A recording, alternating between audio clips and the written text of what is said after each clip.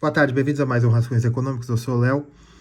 Vocês me pediram em alguns comentários, no último vídeo, até numa pesquisa que eu fiz, né? O primeiro lugar ficou da China, mas ainda muita gente votou por esse tema, que é como estudar economia, né? Ou como eu estudo economia, ou ainda algumas recomendações de livros para aprender economia, né?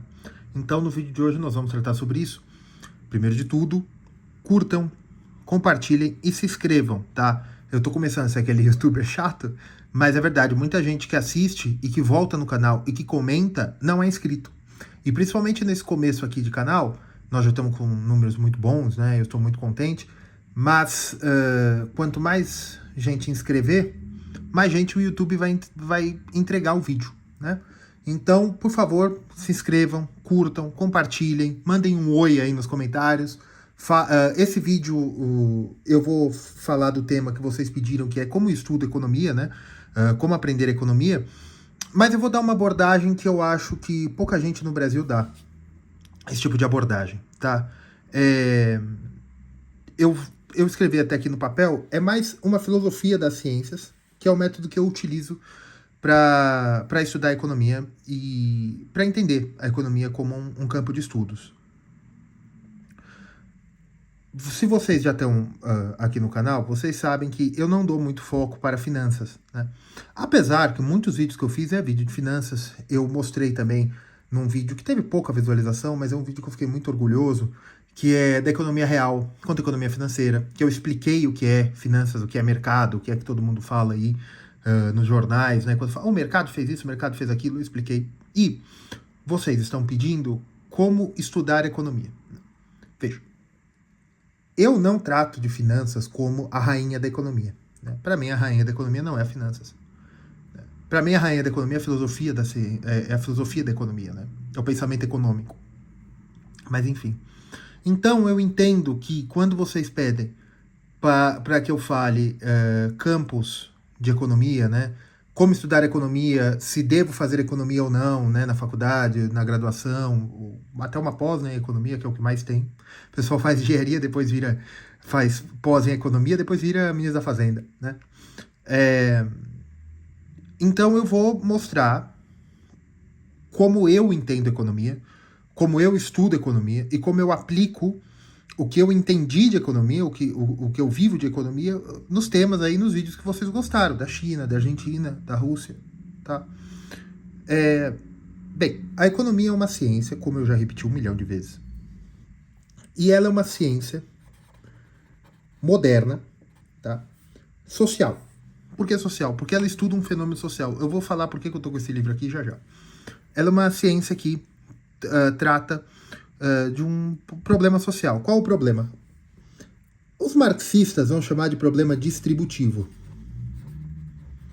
E eu também gosto de chamar de problema distributivo, mas também é uma definição unindo, né, marxistas e neoclássicos e até austríacos, né?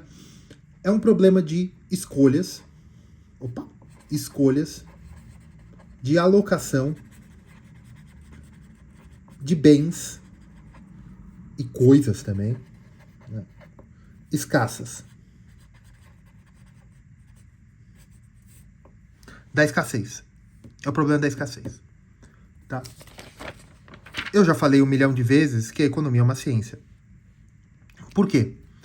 Porque o objeto da ciência econômica é a produção, distribuição e gestão da empresa humana. Léo, o que é? É a teoria da empresa? É micro? Não. O que é empresa humana? Empresa, como Camões colocava a forma que Camões utilizou em Lusíadas é o ânimo humano de realizar algo no mundo material com fins materiais ou não. É enterprising, né, do inglês. O inglês pega do latim, o português pegou do latim também, mas em português empresa virou firma, né? Mas empreender tenta resgatar isso aí. Empreender é você desempenhar uma função material, mas com fins não materiais. Tá? Isso é uma empresa. Né? A empresa da colonização, a empresa da guerra, a empresa do intelecto. Tá? Depois vocês procurem no dicionário, eu devia ter pego. Mas enfim. Bem, isso é o objeto de estudo da economia. Tá? Aí vai a minha contribuição do que eu entendo de economia.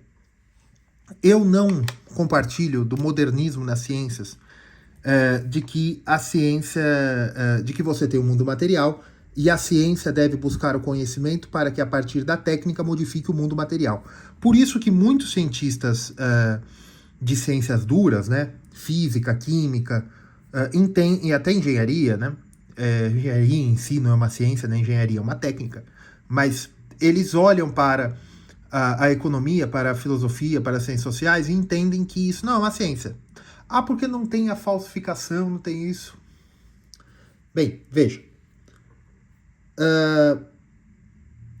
A ciência tem objeto de estudo. As ciências físicas, elas entendem as leis da física, que eles estabelecem que existem leis da física, e eles tentam modificar o meio para um resultado. O nome disso, gente, é técnica. Tecnologia. Isso, eu estou tratando de filosofia da ciência para explicar como é que eu estudo ciência, economia, ciências econômicas. Na narrativa corrente, a ciência é nada mais, nada menos do que uma base teórica, né, uma base teórica para construir o edifício lógico da tecnologia. Ou seja, é uma pirâmide em que você tem que ter fundamentos teóricos, construindo hipóteses, validando para chegar na técnica. Isso é o básico de ciência corrente. É lógico que você vai olhar e falar, tá, Léo, e a matemática? A matemática é outra coisa. A matemática, até a física teórica, né? Eu tô falando do que se diz correntemente, né? Do que se fala na mídia falante, né? Vamos dizer assim, né? Dos intelectuais falantes. As pessoas acham que é isso. E olha, você pode pensar que é isso, mesmo que você nunca tenha feito esse esquema. Por exemplo, eu nunca falei para vocês que cidade eu nasci. Eu nunca falei para vocês que eu sou brasileiro. Eu nunca falei para vocês de que região do Brasil eu sou. E vejam, vocês sabem que eu sou de São Paulo. Por quê? Por causa do meu sotaque.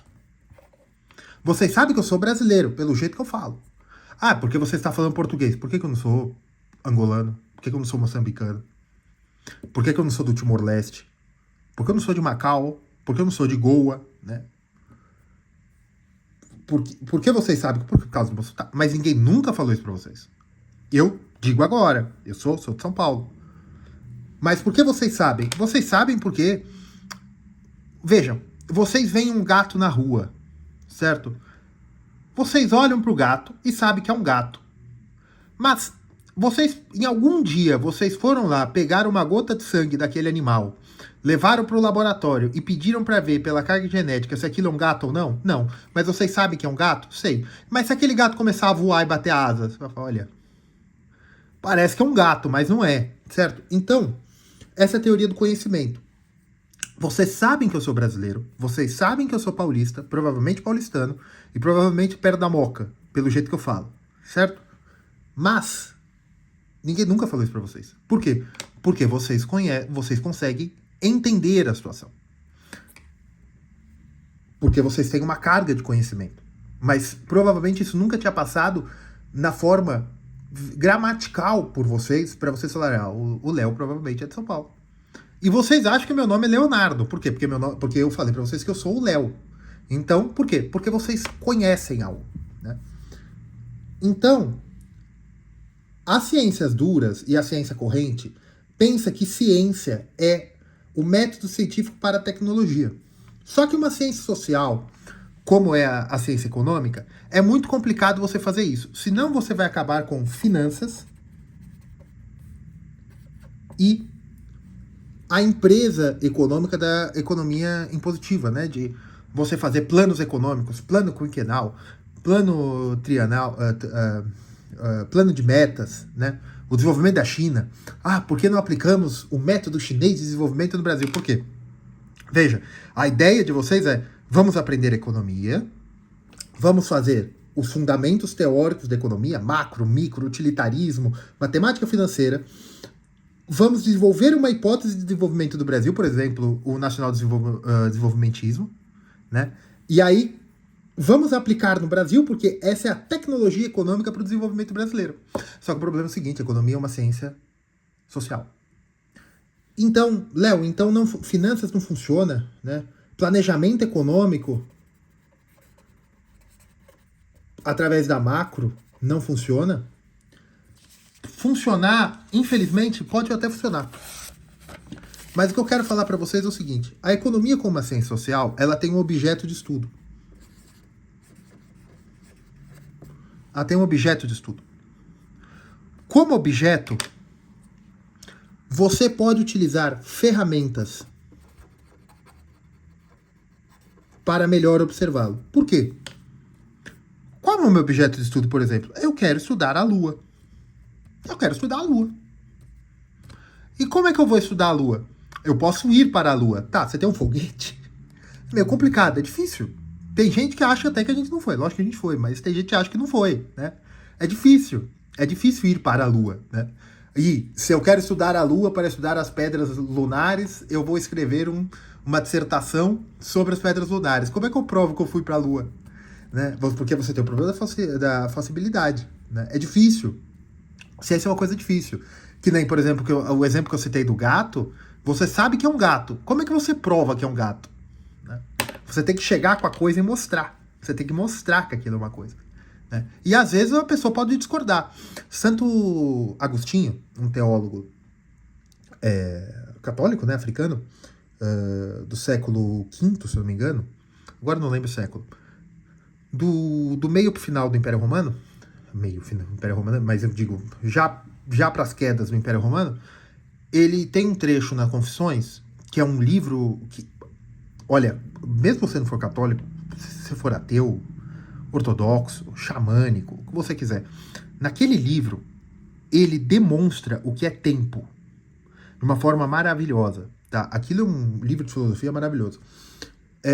Santo Agostinho diz ali, eu só sei que a minha mãe é a minha mãe porque alguém me contou. Você vai falar, Léo, porque, veja, o exemplo do pai, ele fala, meus pais são meus pais, né? Agora o pai, a gente pode falsibilizar, né? Todo respeito a Santa Mônica e Santo Agostinho, né? Saindo da santidade, trazendo pro mundo, né? Eu só sei que meu pai é meu pai, que minha mãe me contou, né? Você só sabe que seu pai somente contou, né? Nós temos a tragédia brasileira que algumas pessoas a gente não sabe que é o pai, a gente pode até nem saber que é a mãe, porque a vida às vezes é um vale de lágrimas.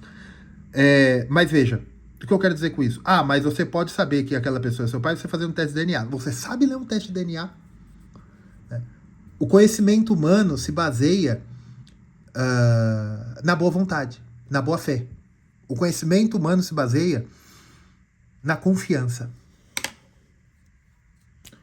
Por que o conhecimento humano se baseia na confiança? Aquele sujeito é meu pai. Né? Como você sabe? Minha mãe me contou. Ah, olha, eu não confio muito da minha mãe, não confio muito do meu pai, eu acho que aquele sujeito não é meu pai, não. Então eu vou fazer um teste de DNA. Você sabe fazer um teste de DNA? Não, não sei. O que eu vou fazer? Eu vou no laboratório. Veja quantas confianças eu tenho que ter quando eu levo para o laboratório. Por que tantas confianças? Quando se tira o exame, né, para fazer, eu tenho que confiar que aquela amostra é a mesma que vai para o microscópio, para a máquina, não faço a mínima ideia como se faz aquilo. E eu tenho que confiar de que a máquina está acurada. Eu tenho que confiar que o técnico vai ler direito o resultado. Eu tenho que confiar que, porque o resultado diz é pai ou não é, né? Mas porque ele fala as cargas genéticas, tudo, né? Tudo bonitinho. Você sabe ler aquilo? Sei, eu sou formado na universidade do raio que o parta, eu sou o melhor médico geneticista, nem sei quem que faz aquilo, mas eu sou o melhor. Eu sei ler aquilo. Você que desenvolveu a teoria genética, você analisou tudo, você sabe tudo. Veja, você está confiando, em última instância, na pessoa que determinou a teoria genética. Que eu nem sei quem foi, nem sei se tem algo assim, mas esse logos, né? Esse topos, né? Teoria genética. Você está confiando no enfermeiro, você está confiando no chefe do laboratório, você está confiando na máquina e você está confiando nos seus olhos na língua portuguesa. Então, conhecimento humano é confiança. Ele se baseia na confiança, ele se baseia na boa fé, certo? A economia é um objeto de estudos. Essa teoria que eu estou dando é a teoria da filosofia das ciências. Eu não gosto da ciência moderna materialista em que você tem que pegar uma base de fundamentos teóricos para desenvolver hipóteses para aplicar na tecnologia, que é mudar o meio. Isso é modernismo. Isso é a revolta contra, né? E veja, a economia marxista, a marxista-leninista, trotskista, o trotskismo não chegou a ter economia, né? Mas, enfim, o maoísmo, o stalinismo, né? Ou até o nacional-desenvolvimentismo, o cepalismo, eles pegam uma base de teoria, uma base teórica, e querem aplicar na sociedade. Porque eles querem reformar a sociedade através de teorias que eles já tiveram. Através de uma base, de uma base teórica que eles tiveram, eles querem aplicar na sociedade. Isso é tecnologia. Com base científica. Eu quero construir um prédio, o prédio mais alto do mundo. Eu vou pegar toda a minha base teórica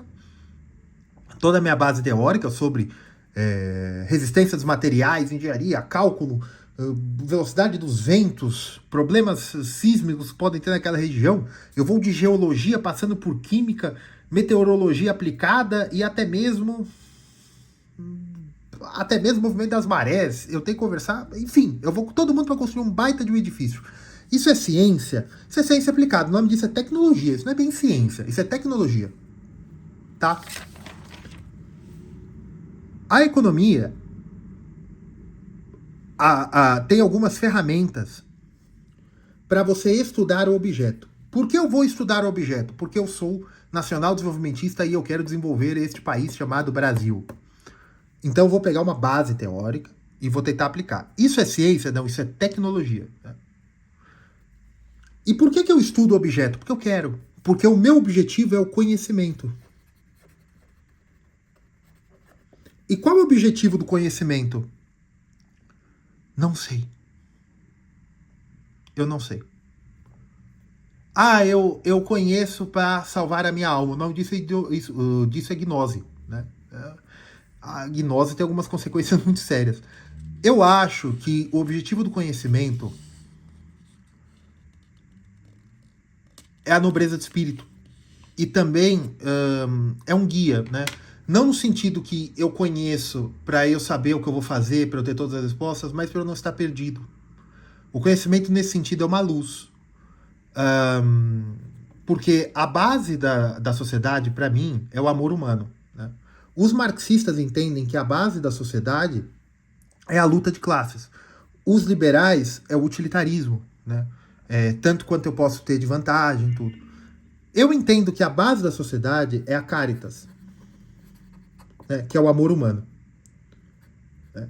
Que para mim é o bom e velho respeito. Eu respeito aquele sujeito, eu não vou sair por aí cuspindo nos outros, porque eu o respeito como ser humano, eu o respeito como gente.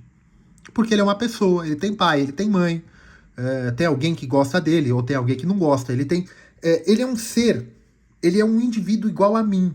Né? Pode ser tanto fraternidade, como pode ser também caritas, caridade, amor ao próximo. Certo? Não imperativo categórico, né? Mas por que eu tô falando isso? Por que você estuda? Você estuda para ter conhecimento. Seja para poder aplicar, que é uma tecnologia, como ganhar dinheiro, é uma tecnologia. Eu estudo um pouco para vender aulas de economia, eu estudo técnicas de produção de couro para vender sapatos, eu estudo resistência de materiais e cálculo 1, 2, 3, 4 mil para fazer prédios e vender minha força de trabalho para empreiteiros. Sim, porque viverá do suor do seu rosto, tá certo? É muito bom trabalhar. Mas por que você estuda? Por que estudamos economia? Você pode estudar economia como um técnico, né? Não estou falando tecnólogo, estou falando técnico, porque você quer ser um bom economista para trabalhar num banco, tá? Eu quero trabalhar num banco, aí você tem que ser muito bom mesmo, porque você vai disputar trabalho com um engenheiro. Eu quero ser um bom economista para ganhar muito conhecimento e ser youtuber. Tá bom, vai embora. É? Mas por que eu estudo? Por que se estuda economia? Por que aprender economia para trabalhar num banco e não aprender engenharia de produção para trabalhar num banco? Por que não ser um contador? Por que não ser um advogado, já que eu quero trabalhar num banco? Já que eu gosto de finanças? Por que eu não ser marqueteiro para formar um canal de YouTube para ser o maior youtuber de finanças do Brasil que é formado em publicidade e propaganda? Ou relações públicas, agora eu não sei. Por quê? Porque o conhecimento. Isso é uma pergunta que eu não tenho. Eu não sei. Na verdade, você quase nunca sabe por que você faz as coisas. Quando eu digo que a base da sociedade é Caritas, é porque deve ser assim. Por exemplo, uma mãe cuida do filho, não porque ela entende que daqui uns 20 anos aquele filho pode ser um jogador de futebol e dar uma vida melhor para ela. Tem gente que é assim, mas eu digo, parece que o natural é porque ela ama o filho. E veja, e tanto que quando falta esse amor, nós temos essas tragédias humanas do abandono. Né? O próprio pai. Por que o pai registra o filho? Porque o pai cuida do filho. Ah, porque ele tem medo de ir preso. Pá, pode ser. Então é o amor a ele mesmo. Vocês entendem? Ah, Léo, você não está falando de economia. Não, veja. O que eu estou diferenciando é o seguinte. Por que você quer estudar economia? Você quer estudar economia como um fim ou como um meio? O fim da economia é como tecnologia. Para que eu aprenda técnicas, para que eu possa vender minha força de trabalho.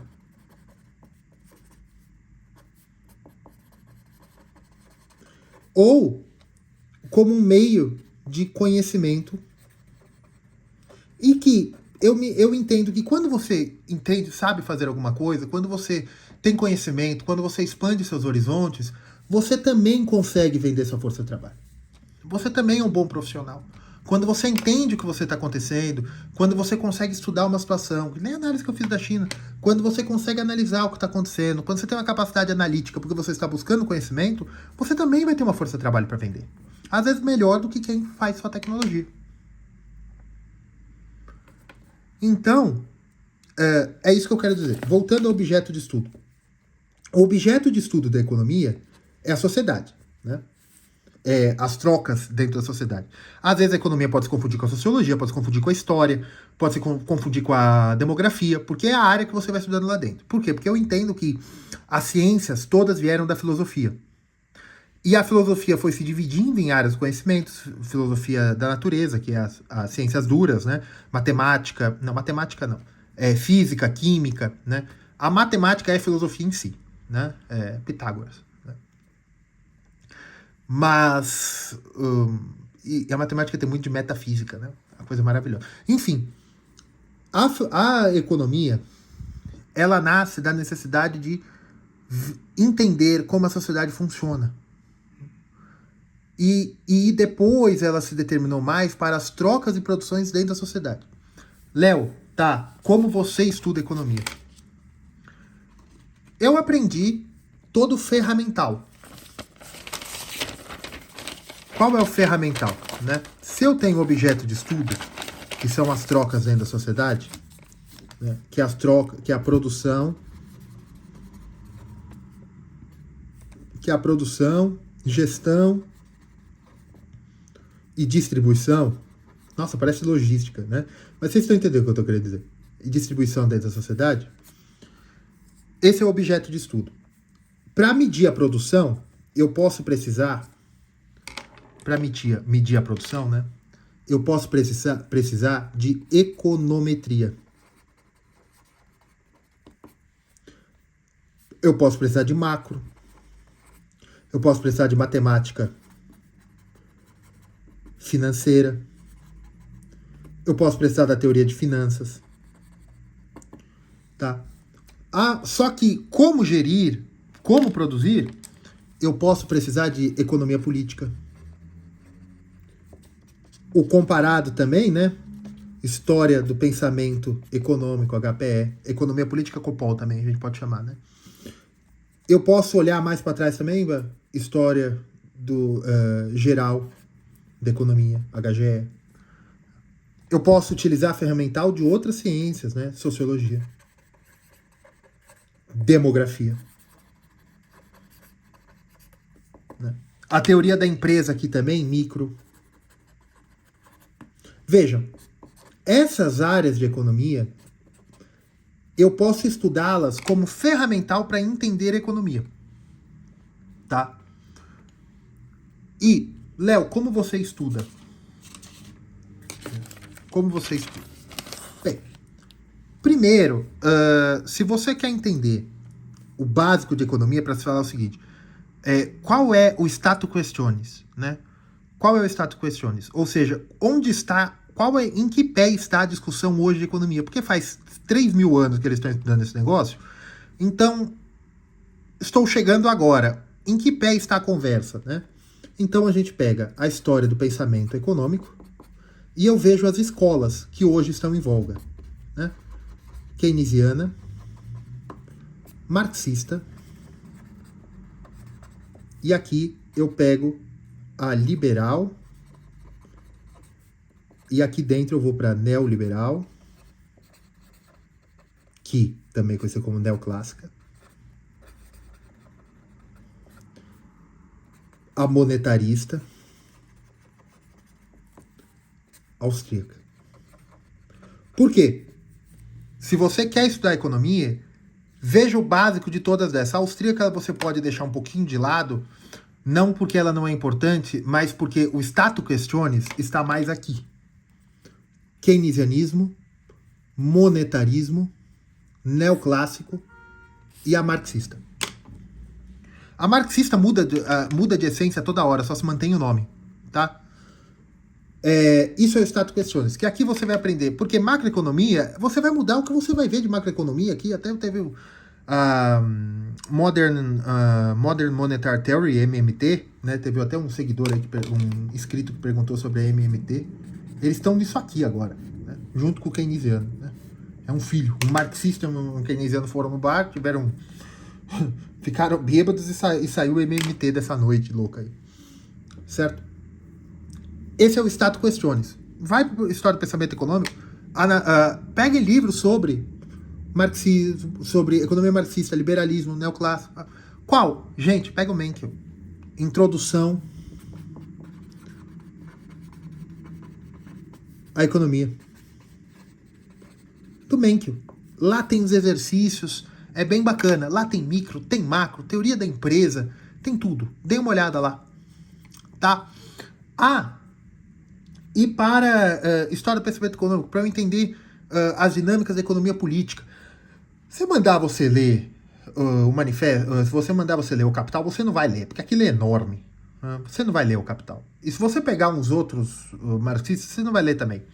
Para você começar no marxismo, para entender sobre o que eles estão falando, né, os marxistas, se você quer se aventurar no básico marxista, vai para Origem. Eu acho que é Deus, Família e Propriedade Privada. Do Engels. É um bom livro marxista para começar, para você entender sobre o que eles estão falando. Que é a aplicação da biologia darwinista na formação do capital, da família e do Estado. Né? Eu não sei bem se é esse o título, é Origem do Estado, Família e Propriedade Privada, ou Deus, Família e Propriedade Privada, eu não sei. Mas deem uma olhada, é do Engels. É muito bom esse livro. E esse livro, há uns 20 anos atrás, fez a minha cabeça sobre o que era economia e o que era Estado. Até que eu li este livro aqui, né? Não esse especificamente, esse eu comprei faz pouco tempo. Na verdade, eu ganhei, né? Que é A República de Platão. A República de Platão é feita por Sócrates, né? Mas se chama República de Platão, mas quem fala é Sócrates. Sócrates existiu, enfim. Eles estão discutindo como formar uma sociedade perfeita, né? E aí Sócrates pega e fala assim: a primeira de todas as necessidades é a comida, é a alimentação, não é? Que é necessário para toda existência. Aí o outro camarada lá que tá respondendo, Adeimantus, né? Não sei, porque aqui tá Adeimantus, não sei como se traduz em português. Certamente. Essa é a segunda, a terceira é roupa, tal. Agora, vamos ver como é que uma cidade vai ser abastecida de tanta demanda. Nós devemos supor que um homem vai trabalhar a terra, o outro vai construir, e alguns outros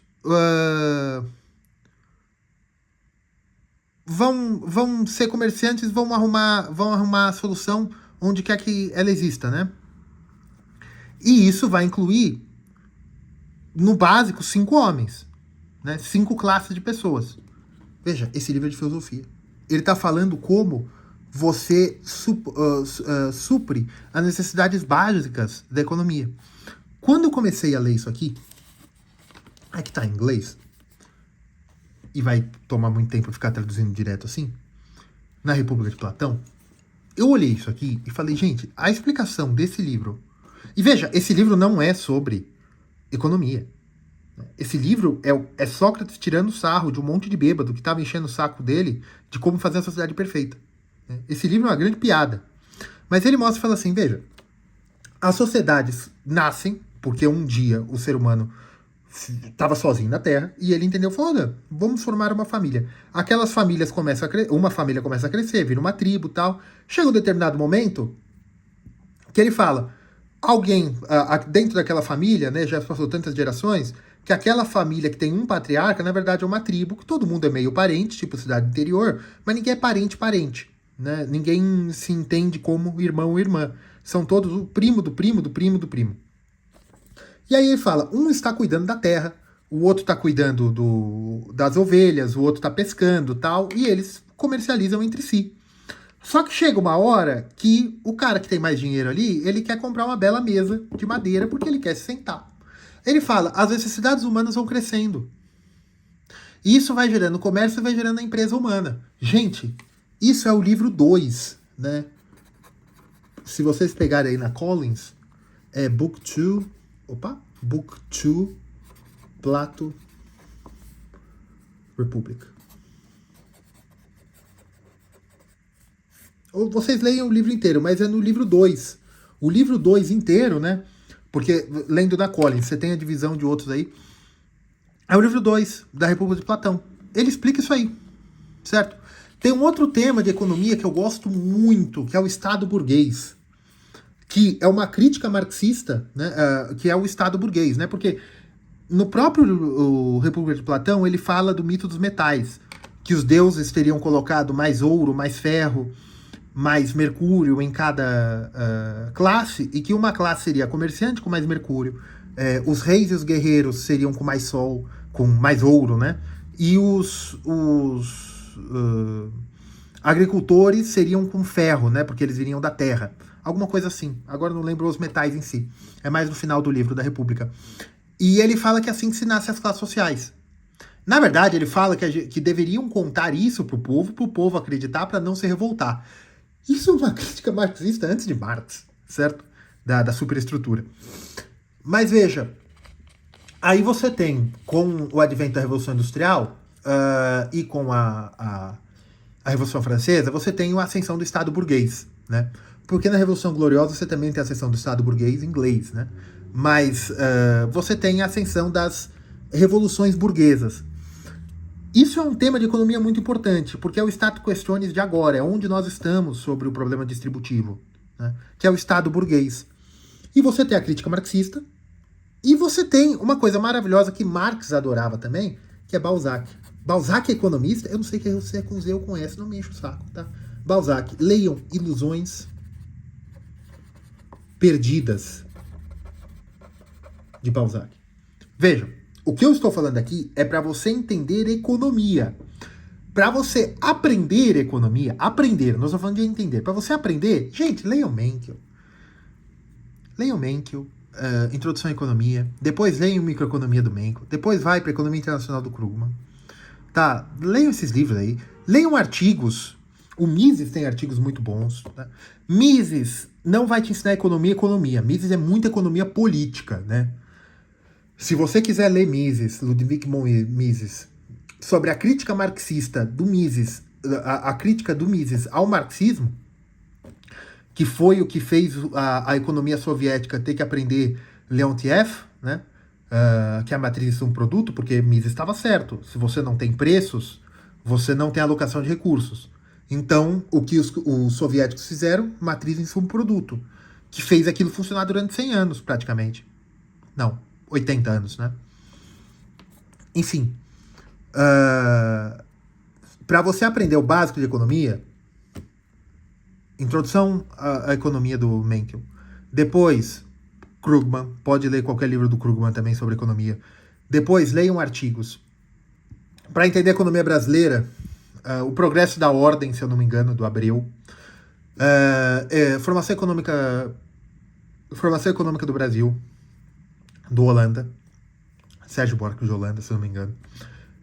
Tem muita coisa boa, tá? E é o básico, tranquilo. Mas para você entender economia, Balzac, Ilusões Perdidas, você vai entender a Revolução Burguesa. No começo do livro, eu não lembro o nome, né? Eu tenho um problema com nomes. Eles estão numa cidade e ele tem que subir da parte baixa da cidade para a parte alta da cidade. E aí é muito interessante que ele começa a descrever, o narrador é o próprio personagem, a personagem começa a descrever a cidade. E ele fala, eu tô aqui passando pela cidade, né?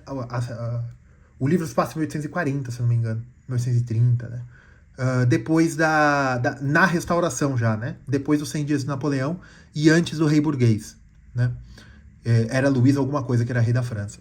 E aí ele começa a passar ali e ele cita, olha, a cidade é muito bonita embaixo, mas um pouco caótica, tem muito dinheiro, tal. Só que as decisões de poder se tomam na cidade alta, que antigamente a cidade baixa eram os burgos. Por que burgo? Brejo. Era a região do feudo em que você plantava, colhia, mas quem morava ali eram os camponeses, mas também não muito, porque ali era uma região de meio indomada, né? Ou se não tinha invasão da água, tinha invasão de gente, porque os muros eram na cidade alta, a catedral, a igreja, o castelo, né? E aí ele fala, eu tô passando por aqui, eu vou subir para a cidade alta, porque ali se eu não me engano, ele ia se encontrar com uma senhora, e aquela senhora era uma nobre, e ela morava na cidade alta. A cidade alta era morta, no sentido que não tinha muito movimento, mas era onde existia ainda a catedral e os palácios e a corte, onde se fazia as decisões da cidade. Ou seja, o dinheiro antes vinha ali de cima, mas agora o dinheiro vem de baixo. O dinheiro vem dos burgos, da cidade baixa. E as decisões vêm agora da cidade alta. Gente, são 2 páginas de Balzac. Eu entendi a dinâmica burguesa e da sociedade atual. E depois você veja que a cidade baixa vai transferir o poder da cidade alta, a cidade alta vai virar um museu, a igreja vai ser fechada, não no livro, né? Mas eu tô falando da dinâmica da sociedade. Aquela cidade hipotética vai ser fechada no sentido seguinte, a cidade baixa vai ser o dinheiro, e com o tempo, aquela cidade que foi construída só para utilidade financeira, ela vai ser abandonada, vão se morar nos subúrbios, né, tipo Alphaville, e a metropolitana vai ser abandonada, porque a igreja já virou um museu, os palácios viraram um museu, e as cortes se fazem por home office. Entendeu? Isso é uma crítica à sociedade maravilhosa de Balzac, 10 páginas. Marx dizia isso, né? Eu prefiro ler Balzac do que os economistas ingleses. Mas é maravilhoso, gente. Leiam Balzac. Outra coisa, para vocês entenderem também ciclos econômicos, né? Muita gente fala, olha, os ciclos econômicos podem ser previstos por análise fundamentalista, porque se dá a barriga aqui, né, 2 ombros e não sei o que tal. Isso aqui. Isso aqui, tá? Aqui tem Otelo, né? Eu ia citar Macbeth, mas vamos citar Otelo. Otelo, por que eu tô falando de Shakespeare? Por que eu tô falando de Shakespeare? Porque, veja, quando a gente analisa, por exemplo, né, o metalismo, o problema do metalismo. Você não pode desenvolver uma sociedade em cima da acumulação de metais e em cima do mercantilismo. Veja, isso é uma crítica à China, né? Porque o que a China está acumulando é dinheiro, mas ela está produzindo também. Então a China pegou essa capacidade de acumular dinheiro do resto do mundo através das trocas, mas ela está aumentando a capacidade produtiva. Então ela está evitando o metalismo através do capital físico, né? Não só o capital financeiro, tá? Aí eles falam, olha, a Espanha e Portugal se acabaram por causa do metalismo.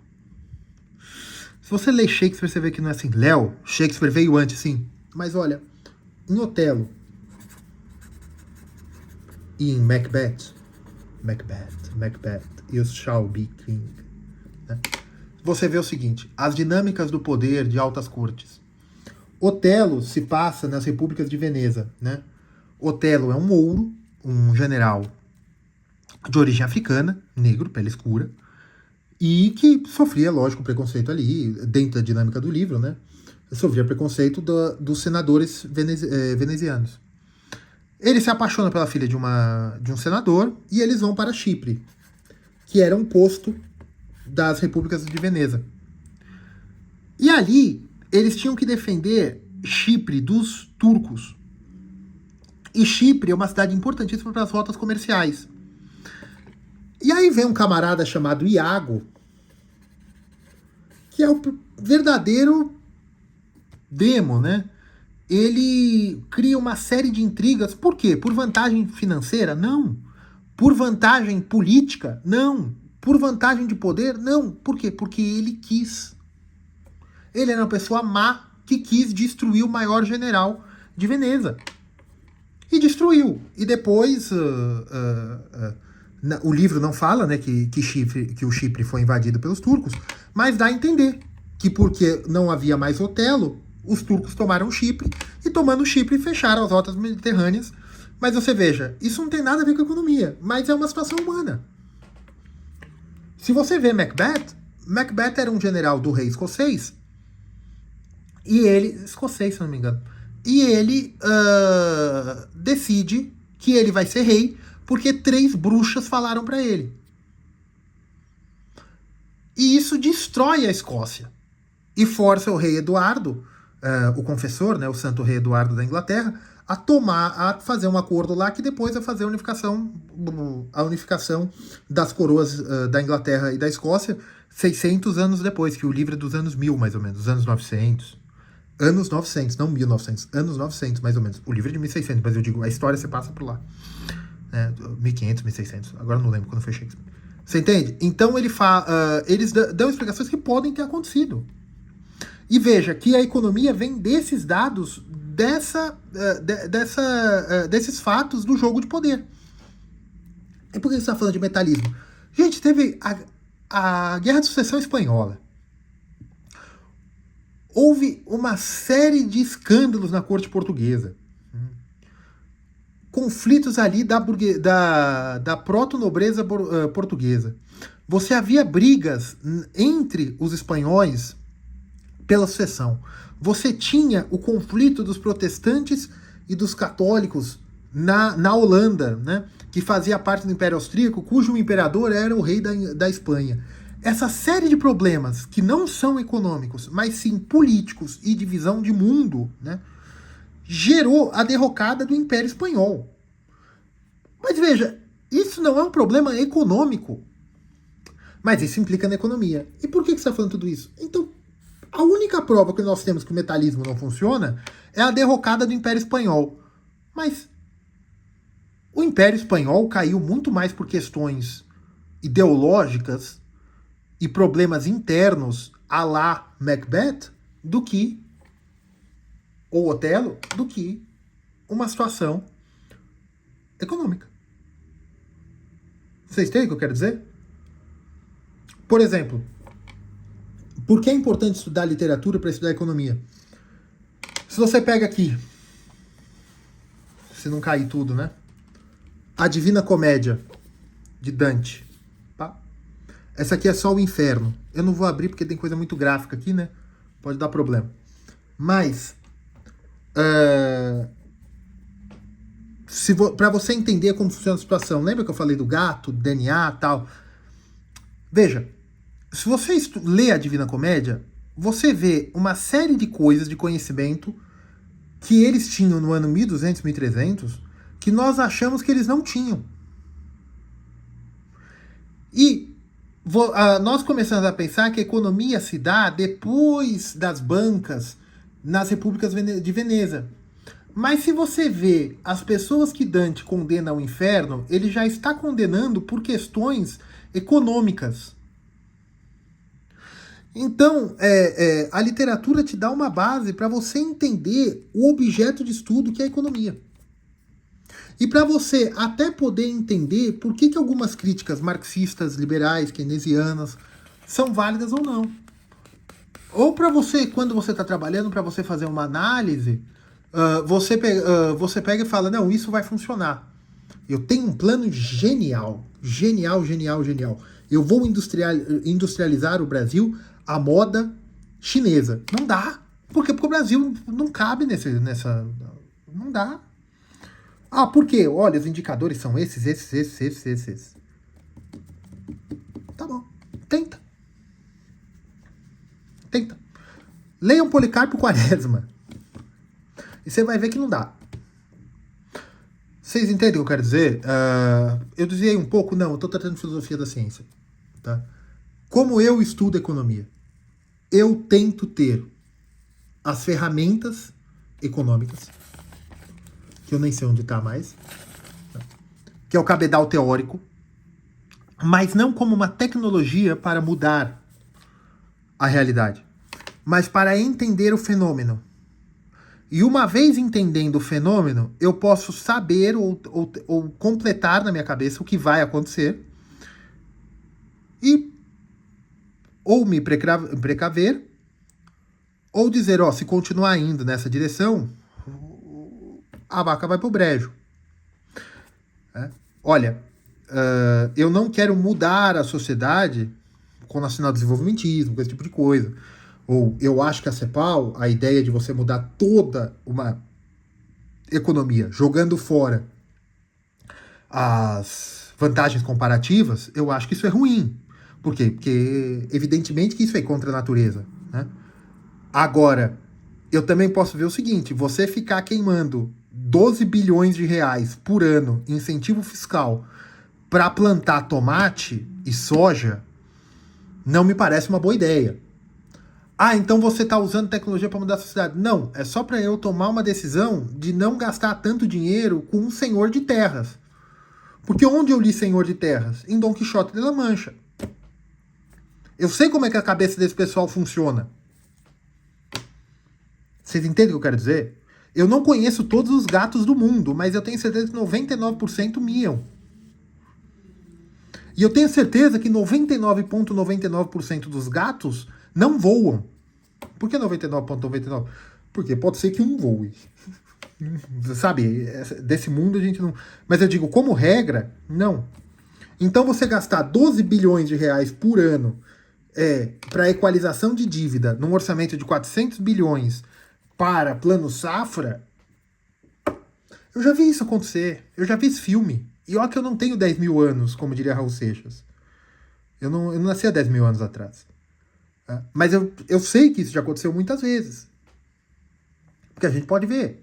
Isso não é novo. Não há nada de novo debaixo do sol.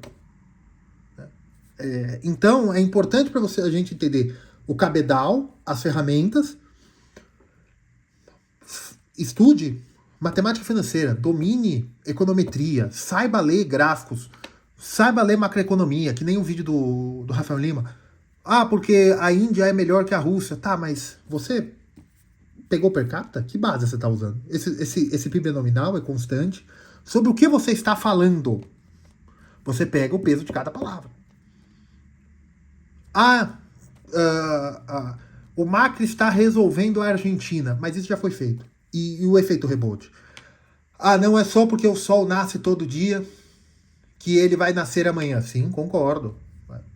Não é só porque a chuva pode te dar uma gripe, né? Tomar chuva no sereno. É que o exemplo que eu queria dar não é family friend, né? Mas não é só porque comer cicuta não é uma boa. Não é só porque todos que comem cicuta não voltam para contar a história que fazer isso vai te dar um mau resultado. Sim, não é, mas você vai? Certo? Nadar sozinho no meio do oceano não é só porque todo mundo que foi não voltou, quer dizer que você não vai voltar, mas você vai tentar? Você entende o que eu quero dizer? Resultados passados não ditam resultados futuros, mas tem um negócio chamado prudência, certo? Bem, é isso.